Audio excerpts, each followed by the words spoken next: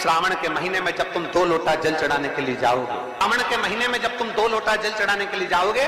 और 2 लोटा जल तब तुम अपने हाथ में लेकर चढ़ाओगे, जिस दिन तुम्हारा चित्त में मन में आ जाए कि आज मैं विश्वनाथ नहीं गई हूं, मैं सावन के महीने में मैंने विश्वनाथ का दर्शन नहीं करा है, सावन के महीने में मैं काशी नहीं गई, सावन के महीने में मैं गंगा के घाट पर नहीं गई, जिस दिन सावन के महीने में तुम्हारे मन में आ जाए 2 लोटा जल लिया, शंकर जी को चढ़ाते हुए अपने मन में विचार कर लिया कि मेरे विश्वनाथ, मैं तुम्हारे दरवाजे तो नहीं आ सकी, पर मेरे जल में अगर बल होगा तो इस जल को आप वहां से यहां आकर स्वीकार कर लोगे। वो विश्वनाथ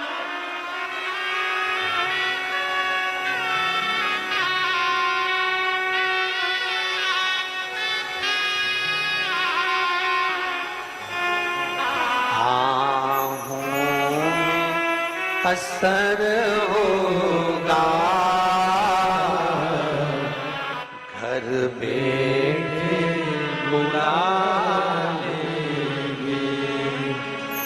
तुम रूठे रहोगे, हम तुम्हें मना लेंगे,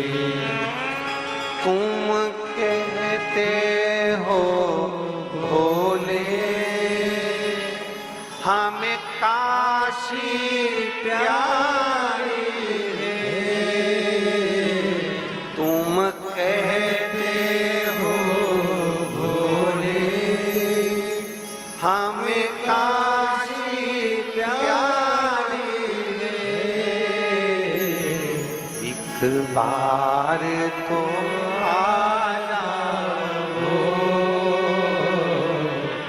एक बार तो आ जाओ, काशी भी बना देंगे, तुम कहते हो भोले हमें गंगा प्यारी है, तुम कहते हो हमें गंगा प्यारी है, एक बार तो आ जाओ, एक बार तो आ जाओ, गंगा भी बुला लेंगे, तुम रूठे रहो,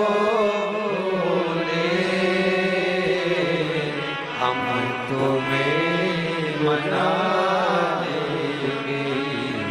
आहों में असर। श्रावण के महीने में जब तुम 2 लोटा जल चढ़ाने के लिए जाओगे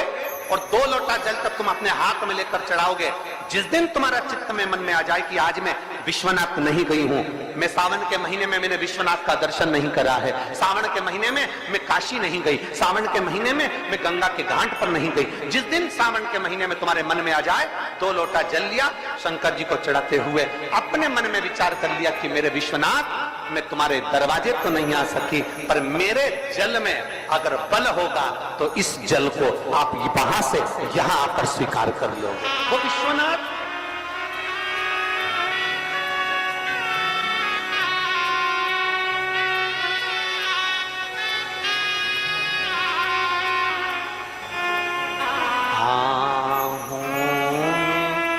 असर होगा, घर बैठे बुला लेंगे,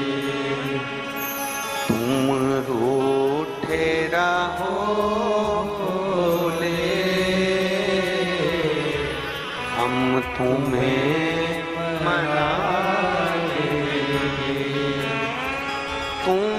कहते हो भोले हमें काशी प्यारी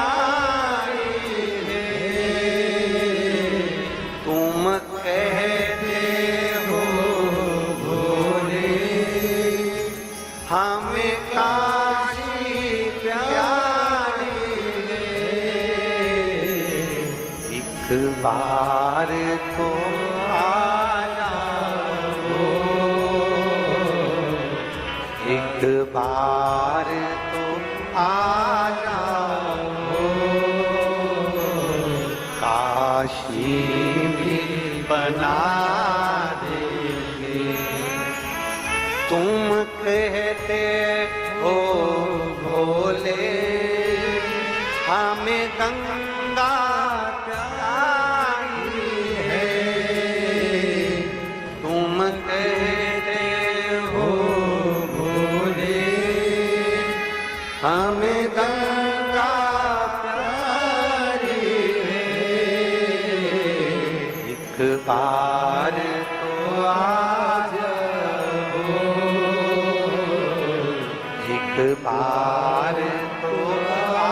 जाओ, गंगा भी बुला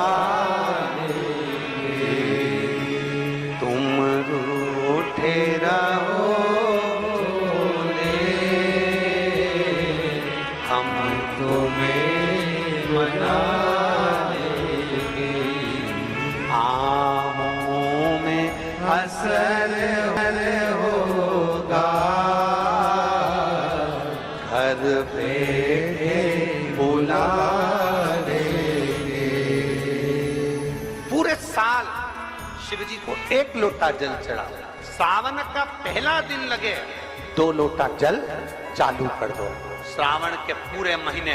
2 लोटा जल अपने घर से लेकर जाओ, और अपने घर से जब जल लेकर जाओ तो ये विचार कर कर जाना, आज मैं शिव को काशी में, आज मैं शिव को केदार में, आज शिव को अमरनाथ में, आज शिव को भीमा शंकर में, आज शिव को मल्लिकार्जुन में। और फिर निवेदन करूंगा, जिस बहन को 19 और 20 साल तक भी औलाद नहीं हुई हो तो कृष्णेश्वर महादेव का नाम लेकर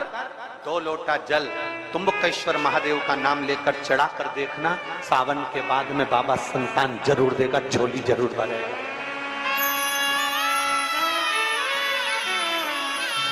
कहीं नहीं जाना, अपने नजदीक में, अपने घर के पास में, अपने मोहल्ले में, अपनी गली में, अपने चौराहे पर, अपने घर के पास में जो शिवालय हो, जो शंकर का मंदिर हो,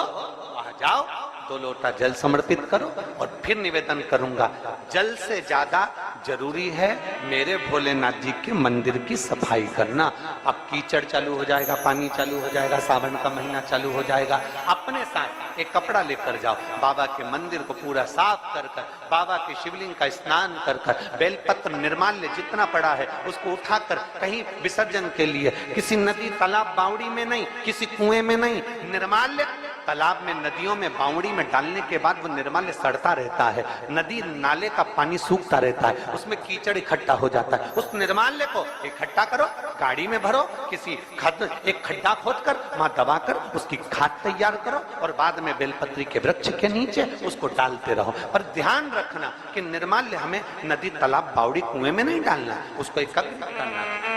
शिव के मंदिर की जितनी सफाई कर सकते हो, शंकर के मंदिर को जितना साफ कर सकते हो, शंकर के मंदिर को जितना निर्मल कर सकते हो, उतना करो। अपने मन में एक भाव बना लो, जैसे भगवान विष्णु ने एक भाव बनाया था, सावन के महीने में 108 कमल के पुष्प शंकर जी को दूंगा। पार्वती जी ने भाव बनाया था,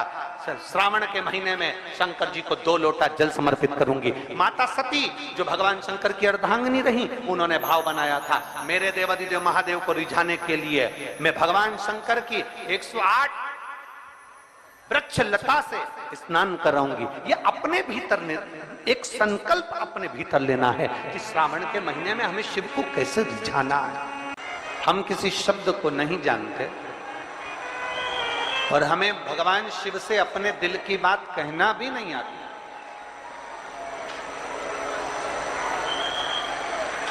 मान लो हमें शंकर भगवान से अपने हृदय की बात कहना भी नहीं आती।